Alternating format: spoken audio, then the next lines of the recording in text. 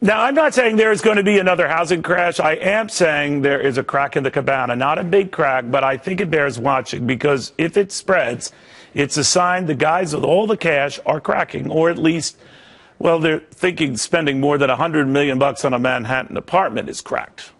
Now, don't get the wrong idea. As today's New York Daily News pointed out, multi-million-dollar properties are still very much the norm in at least the Big Apple, just not the mega multi-million-dollar properties. In this story, and we're going to talk to the author in just a second, there's a 7,000 square foot downtown penthouse whose owners were originally seeking about $40 million.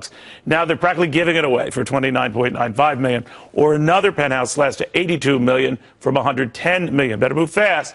There's an Upper East Side property listing cut in half to $63 million. Now, I know, still far from cheap. But what if I told you, not just going on in New York, from Miami and West Palm Beach to the Big Sur, Malibu, prices on eye-popping properties aren't quite as eye-popping.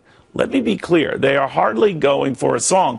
But when the very rich start saying they'll hardly pay the ridiculous price, do take note of the tune. It's changing, and it is worth studying, because the fear is that this is the stuff that trickles down, maybe leads to price points in all real estate markets coming down.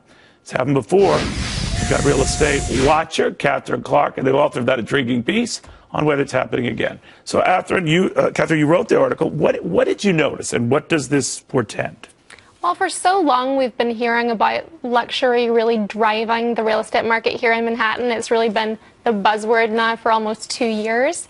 And we've seen prices really spiraling up so far that, you know, last month we saw a penthouse on 57th Street sell for more than $100 million, which was the first time we've ever seen that. And who buys in these Manhattan. places? It's foreigners coming in that plunk down the cash? Well, new development marketing firms have been saying that around 30 to 40% of those buyers are from abroad, and about half of those buyers are from Asia.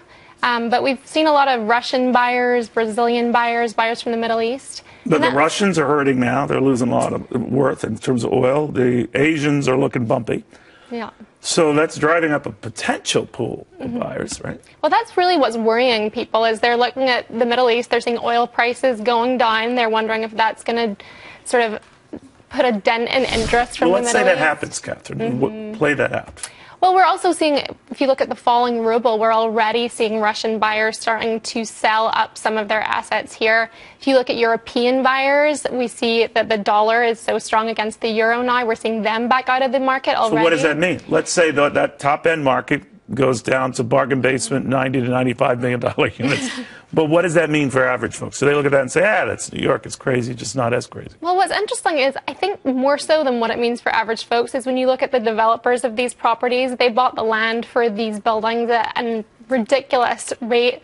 They're spending a lot to make them uber luxury properties with hotel finishes, crazy views, you know, really the top-notch stuff. And they factored in these eye-popping prices. Exactly, yeah. And if they can't get those numbers per square foot that they predicted, you know, it's really trouble. Their lenders are going to be knocking down the door. We could see another crash on that particular end of the market. If it happens at that end of the market real quickly, does it go to the rest of the market, or could it? Well, that's really an interesting question, because the reason that we're seeing this predominantly, I think, is that so much inventory is coming to the market on this luxury end. There are really hundreds of properties coming online that only a billionaire could afford, whereas on the lower end of the market, we're not seeing that at all. There really isn't enough in terms of homes for real New Yorkers. So I'm holding out. That $80 million condo, I know I can get it for $70.